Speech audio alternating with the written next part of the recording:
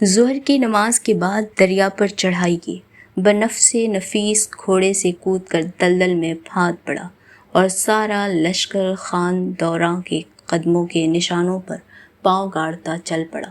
اوپر سیدھا آفتاب تھا اور نیچے گہرا دلدل، اور جسم پر فولاد کا لباس اور سامان ضرورت تھا۔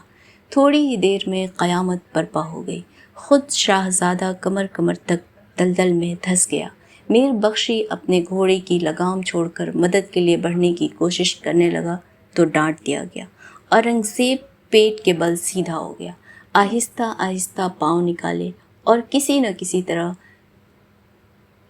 کھڑیوں کی شدید جان لیوا محنت و مشقت کے بعد پولے پولے پاؤں رکھتا آگے بڑھنے لگا اور پوری گردن موڑ کر لشکر کو ملاحظہ کیا تو گردن تک دلدل میں دھسے ہوئے گھوڑے زبانیں نکالے ابلی ہوئی آنکھوں سے دیکھ رہے تھے اور بے بسی سے مر رہے تھے۔ آدمی پیاس سے تڑپ رہے تھے، پانی کی چھاگلیں دلدل میں دھس گئی تھیں، اشرفیوں اور روپیوں کے اونٹ قہر آسمانی کا شکار ہو کر رہ گئے تھے۔ ان کے بلبلانے اور گھوڑوں کے ہنہنانے اور ہاتھیوں کے چگھاڑنے کے علاوہ کوئی آواز نہ تھی۔ سپاہی مر رہے تھے لیکن اورنگزیب کے خوف سے چیخ نہ سکتے تھے، فریاد نہ کر سکتے تھے، مدد کے لیے پکار نہ سکتے تھے۔ آنکھوں کے سامنے ٹھنڈے پانی اور میٹھے پھلوں سے لدے اونٹ کھڑے تھے، جل رہے تھے، دھس رہے تھے، لیکن پیاس سے مرتے ہوئے انسان کو ایک قطرہ میسر نہ آ سکتا تھا۔ آہنی ارادے اور فولادی اعصاب کا اورنگزیب آگے ہی آگے بڑھتا گیا۔ ایک بار اس نے دیکھا کہ دائیں بائیں آگے پیچھے ہزارہا انسان مکڑی کے جالے میں پھنسے ہوئے کیڑے مکوڑوں کی طرح مر رہے ہیں یا مر چکے ہیں۔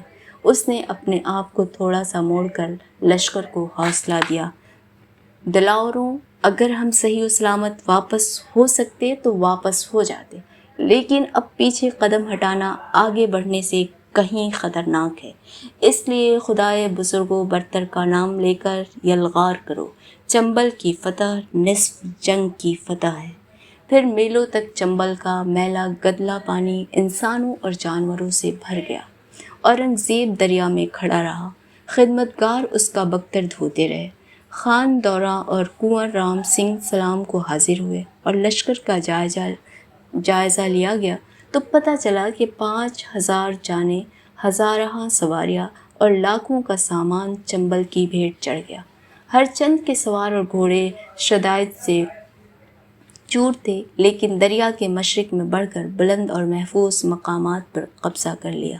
کشتیوں سے لدی گاڑیاں جو چیونٹی کی قطاروں کی طرح رینگتی نظر آ رہی تھیں، نئے حاصل کیے ہوئے بہتر کناروں پر لگا دی گئیں۔